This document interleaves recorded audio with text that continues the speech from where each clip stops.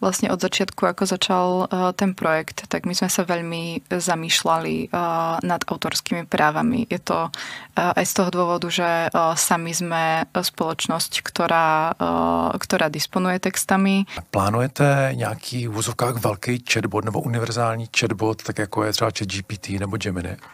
Áno, aj nie. Generatívna umelá inteligencia je už aj v e-mailoch. Bol to akoby jeden z najposlednejších krokov, ktorý sme chceli spraviť, pretože ľudia sa veľmi boja o súkromie svojich správ. V čem vlastně Seznam to ohýbá pro český prostředí? V čem je to unikátní u vás?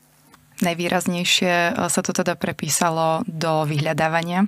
To je veľmi, veľmi pekná vec, ktorá z toho vychádza. Ten model pekne chápe spravodajstvo a výsledky a môžeme sa spoľahnúť na to, že ten kontext poskladá správne a sústrediť sa potom napríklad na tú formu, aby aj správne zdrojoval